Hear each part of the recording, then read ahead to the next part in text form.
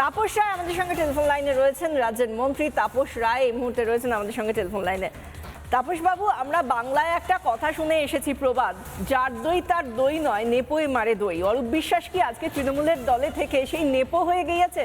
সে বলছে যে 2000 কোটি টাকা তৃণমূলের আমার কাছেই থাক, পুরো ফ্রিজ করে দেওয়া হোক, তার কারণ তিনি কোষাধ্যক্ষ। এটা কি ধরনের যুক্তি? না না, এই সংবাদটা শুনে আমার যার পর্যন্তই আমি আহ্লাদিত, খুব ভালো লাগছে। এখন নেপো তো মানে তৃণমূলে সবাই নেপোই ছিল, তো এখন এই নেপোর সংখ্যাটা বৃদ্ধি পাচ্ছে। এখন অরূপ আত্মসাৎ করতে চাইছে, আর এই টাকা করতে গেল না হলে এগুলো সমস্ত তদন্ত হওয়া দরকার।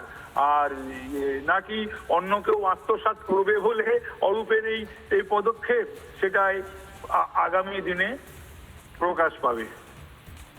অনেক ধন্যবাদ আপনাকে। তাপস বাবু ছিলেন আমাদের সঙ্গে। তাপস রায় রাজ্যের শিল্পমন্ত্রী আমাদের সঙ্গে ছিলেন।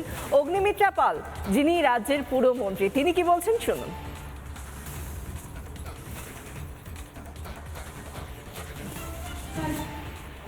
তাকে যদি দেবার তার সম্পত্তি নিয়ে বলতেই পারেন, কিন্তু আমরা সরকার থেকে বলবো, এই অরূপ বিশ্বাস, এই অভিষেক ব্যানার্জি, এই সুজিত বোস, এই যে বিভিন্ন বড় বড় তাবড় নেতা নেত্রী, এদের প্রপার্টি 15 বছরে কোন হিসেবে ড্রাফট এখান থেকে ওখানে গেছে তার ইনকোয়ারি বসানো হবে।